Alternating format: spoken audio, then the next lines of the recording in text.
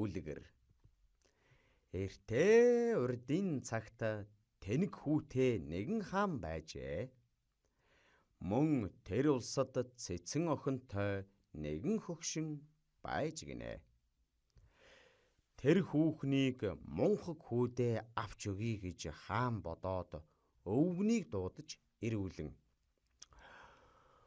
Өвгөн чи маргааш үнсэн чөдөр зангидаад өдөрч биш, шөнч биш цагаар зам тайч биш, замгүйч биш газраар хувцас тайч биш, хувцасгүйч биш явж ирээд гэртч биш, гадаач биш газраас надад өгөөрэй. Эс чадвал толгойг чинь аван шүү гэж зарлиг буулгаж гинэ. Өвгөн яах учраа олохгүй их л гайхаж яана ийнэ гэж гайхаж тасран гэртээ ирэхтэн охин нь тэр юухан байх вэ аав минь, та санаа зовлтгүй гэд арга зааж өгчээ.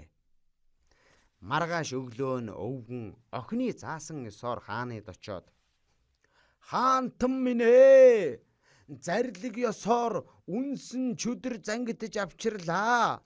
Та авч сойрох нь уу гэж хашгирсанд хаан чи хаана байна гэж асуухт нь өвгөн би гэртч биш, гадаач биш, хан туураг хоёрын тань завсраар байна. Тэгээд чи хизээрсэн бэ гэхт нь өвгөн би өдөрч биш, шөнч биш, үүрээр ирлээ. Чи тэгээд хаагуур явж ирсэн бэ гэхт нь өвгөн би замтай газар аарч биш, замгүй газар аарч биш, замын далангаар явж ирлээ. Чи юу өмсөж ирэв гэхт нь би хувцас тайч биш, хувцасгүйч биш, торон нөмөрхтэй ирлээ. Тэгээд чи үнсэн чөдөр яаж зангидав гэхт нь өвгөн өлөн өвсөөр чөдөр зангидаад хавтгай чулуун дээр тавьж гал оруулаад үнсэн чөдөр зангидахыг ч зангидлаа. Хаангуй та сойрхвол морой авч чөдрөлдөө гэсэнд хаан за хөгшин маргааш танаад очино. Чи надад эр үхрийн сүүгээр элгэн тараг бүрээд тавь. Эс чадваас толгоогүй болно гэж мэдээрэй гэжээ. Өвгөн тэгэхт нь манай хаан болохоон байжээ. Одоо яана ийн билээ гэж цөхрөн уйлж хааны зарлигийг охиндоо хэлжээ. Тэгэхэд охин нь тэр гайгүй аав та битгий санаа зов, би аргалъя гэж гин. Маргааш охин аавыгаа арга төшөвлөн нөмгөн суулгаж хаяа хатавчаа манаж бөглөөд байж байтал хаан ирж нохоо хорио манайд морилж болдоггүй юм гэж гин. Танайх хүн оруулж болдоггүй яасан юм бэ гэж хааныг асуухад манай аав няраалсан юм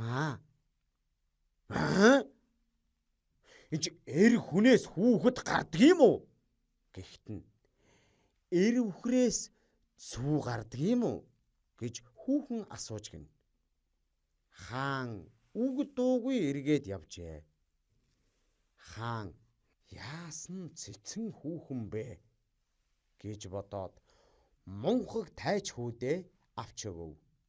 Ингээд хаан хэдэн сарын дараа хүүгээ цэцэн эхнэртэй болоод ухаан орж байгаа болов уу гэж бодоод дуудаж хэлэв. За хүү минь, хаан аавда хойно урда 2 толгойтой морийг тохож өг гэж гин. За гэж гарсан хүүн хойно урдаас нь 2 морийг зөрүүлж баглаад олон жирмээ тасдаж барав гинэ. Эхнэртэй очоод манай аав намайг хойно урдаа 2 толгойтой морь тохож өг гэсэн. Би тохоод бүр чадсангүй гэж эхнэртэй хэлж гин. Та хээлтэйгүү тохоод уйчхаа гэж эхнэр нь хэллээ. Хэлсэн ёсоор уйж орхиж. Хаан түүнийг нь хараад таалан дахин хэлв.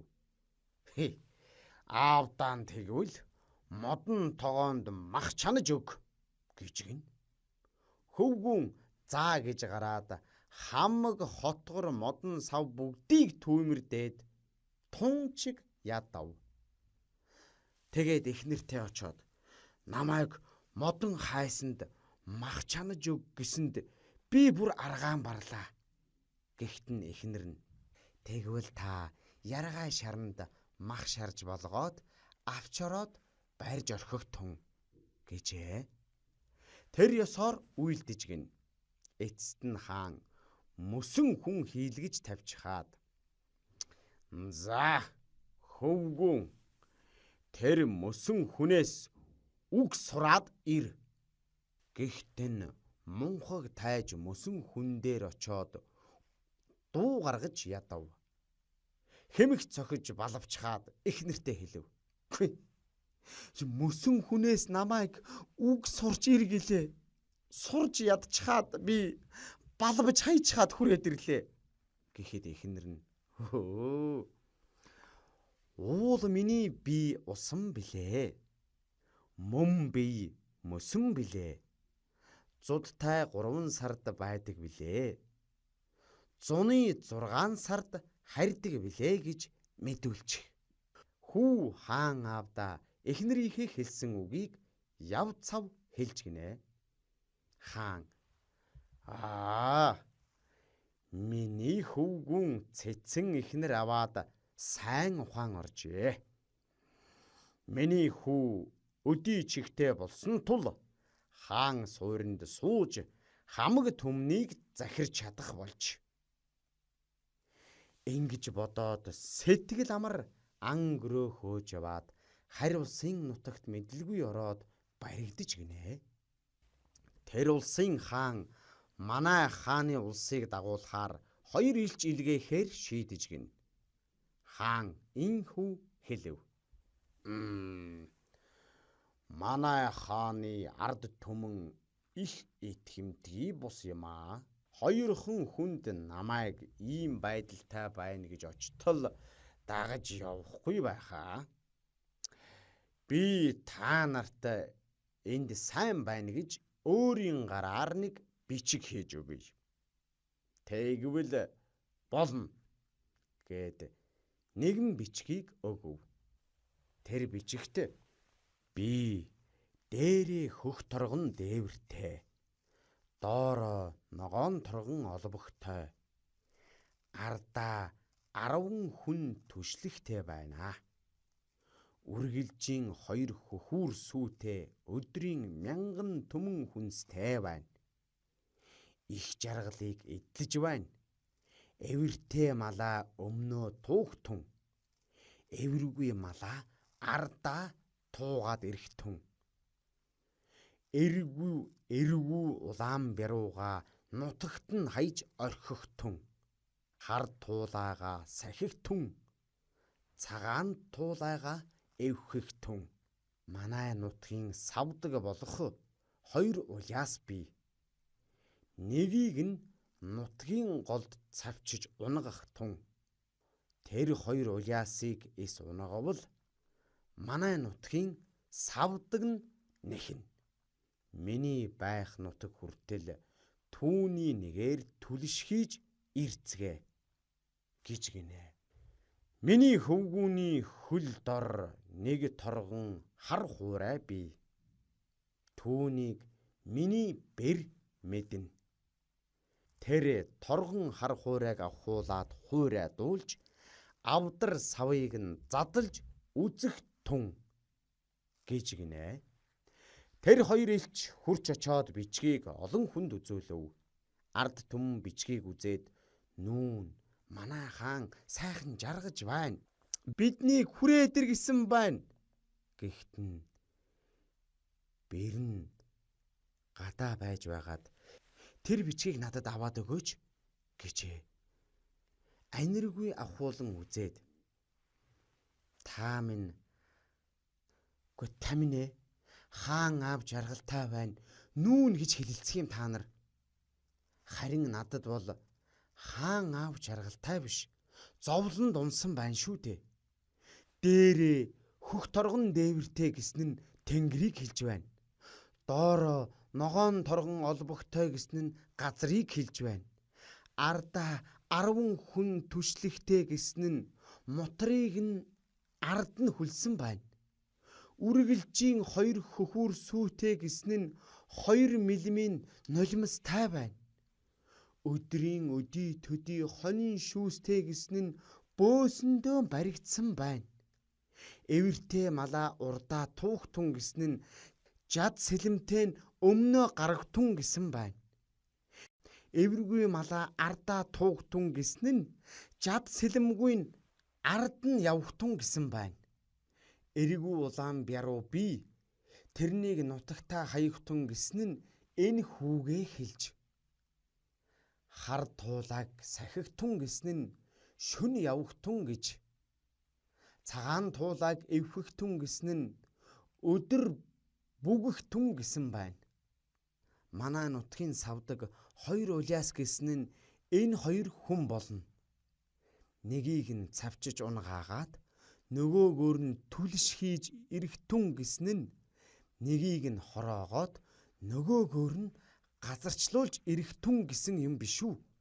Олон улс заа гээд өнөө 2-ыг барьж нэгийг нь цавчиж хороогоод нэгээр нь газарч хийж яваад шүн очиж баригдаж байсан хаан аава хулгайлан тайлж аваад цаадах дайсан амтныг хядаж орхиод аавыгаа гаргахын далимаар тэр гүрнийг эзлэн хаан сууж жаргаваа. Хойно нэгэн цагт цэцэн мэргэн хаан өвгөрч хаан ширээ төрийн хэргийг хүүдээ шилжүүлэх гэтэл хүүн мунхаг тэнийг тулд сэтгэл нь багтахгүй арга тасраад хэдий бүсгүй хүн төрийн эрх барих ёсгүй боловч үнэхээр цэцэн бол төрийн эрхийг бэрдээ шилжүүлж хүүгээ төр төшүүлэх санал төрж бэрийнхээ үнэхээр цэцэн эсхийг шалгахаар шийдэж гинэ.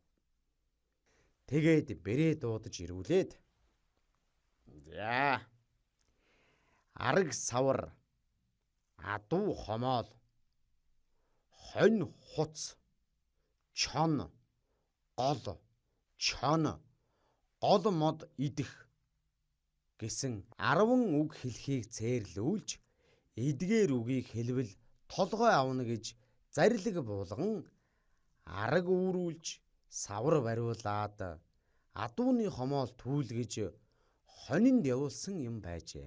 Тэгтэл хуцыг нь чон барьж гол гатлуулаад модны ёроолд идчихсэн байжээ. Цэцэн бэр үүнийг хаандаа айлтгах гэтэл өнөөх цээртээ 10 үгийг хэлж толгоогоо ахуулахад хүрэх тул арга олж айлтгсан инхүү ажээ. Би үдмлийг үүрээд матамлыг бариад гүймлийн гэмлийг түүж явсан чинь мальдгийн ахлай данглай урсгалыг гатлуулаад ургамлын дэргэд улимар жамж орхижээ гэсэнд хаан ихэд баясан бэрийнхээ үнэхээр гайхалтай цэцнийг мэдж хаан ширээндээ суулгаж амар сайхан жаргаж гинэ.